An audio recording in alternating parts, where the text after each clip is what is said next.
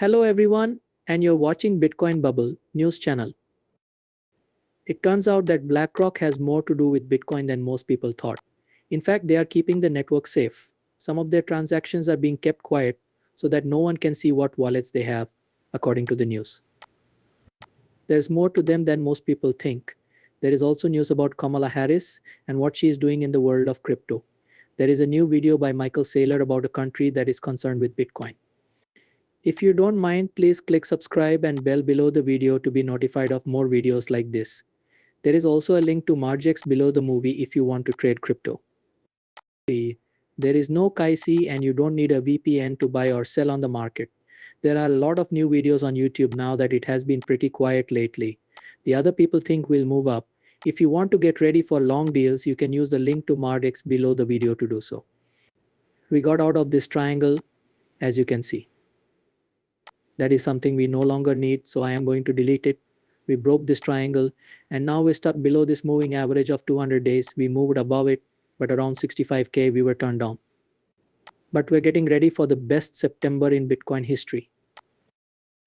Depending on how this ends today, we'll have had 7 days in a row of green, which is the most we've ever had. We moved from 42 to 74 in February. Okay, so a lot of people are excited about how Bitcoin's price is moving. We're not even close to 70,000 yet, of course. Still, people are getting ready, excited that rates are going down and the market is at an all-time high. That's why crypto is getting exciting again. I like it. I like it when people get excited again. Now, a lot of this is being shared on Twitter today. BlackRock now wants Coinbase to deposit Bitcoin straight onto the chain within 12 hours of being told to do so. It sold paper Bitcoin to ETFs after worries were raised. Some experts have said that it wasn't because of these IOs or anything like that. Before that, this was set in motion. Eric Balkanis now gives a bit more information on this. Keep in mind that Eric Balkanis works at Bloomberg as a senior ETF expert. He says this while being tagged in tweets about it. So here are some more facts. The Bitcoin blockchain server that BlackRock runs is their own. Each night, they check the Bitcoin amounts in their Coinbase Prime wallet addresses to make sure they are real. If institutional customers ask, they will show this to them, but they won't put it out there for everyone to see because they get too much spam already. The EG approved Bitcoin NFTs and other things. You know that when you make a transaction out of a wallet, like on Trust Wallet or MetaMask, a deposit for a very small amount of money is usually made right away. And those people are trolls and con artists. They say that this would only make the trash worse. Don't forget that this is not amateur hour. BlackRock has about 500 ETFs, and custodians house the funds they hold. They've been doing this for decades with no problems. Okay, knock on wood there, but keep going. This is why American advisors put so much faith in them and other ETF makers. They know that their customers won't get SPF. There are a few things to unpack there. It's cool that they have their own blockchain node. A blockchain node is like a miner if you don't know what it is. They say that the difference between miners and nodes can be hard to understand for people who are new to Bitcoin. Mining is often thought of as what nodes do, but miners are also responsible for it. Miners are a special kind of node that can add blocks to the chain. This is the best way to understand the difference. Miners also do the work that needs to be done to find the next transaction block, but they're not out there mining new Bitcoin. Instead, this node helps run the network or makes a contribution to it. They explain why someone might want to take the time to learn how to run a blockchain node. As an example, running a node makes Bitcoin transactions more private. Outside viewers have a hard time telling your transactions apart from all the others going through the same node when you send them through your own node. Since the node user doesn't have to trust a foreign node, it could be seen as a safer way to send transactions. After that, they talk about their responsibility to the Bitcoin network. Bitcoin gets a little stronger and less centralized with each new node that joins the network. This could be done for a number of reasons, and they are also ready to show it to institutional clients. Anyone who is afraid that they might not have the Bitcoin should take a deep breath and relax. They do have the Bitcoin. They just don't want to be spammed or get spammed. This makes sense to me. This didn't really worry me, but I think it shows that yes, they do have all the Bitcoin they're meant to have for everyone who is saying things like Us and other similar things. Let's watch this then. This was written today by Michael Saylor. This is about the country of Bhutan. Finally, we arrive in Asia. Bhutan, a Himalayan kingdom known for putting happiness over wealth, has quietly become a big player in the world of cryptocurrencies. It has $780 million worth of Bitcoin, which is almost a third of its GDP. I posted this right away.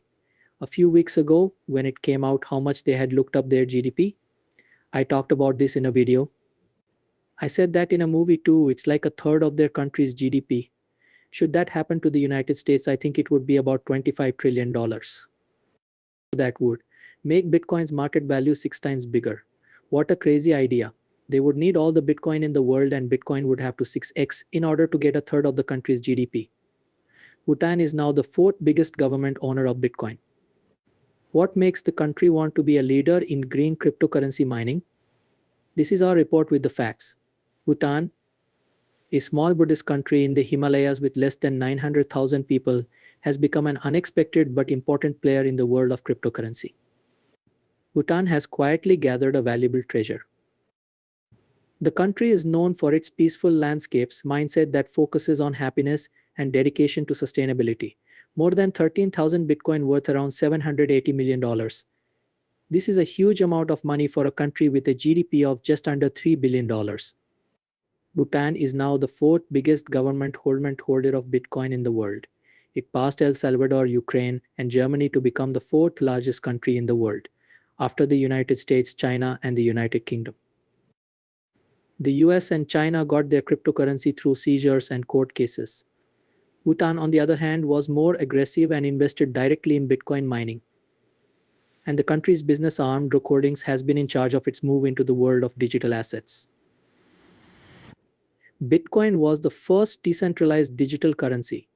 It was formed in 2009, but it has grown from a small internet experiment to a well-known financial asset around the world.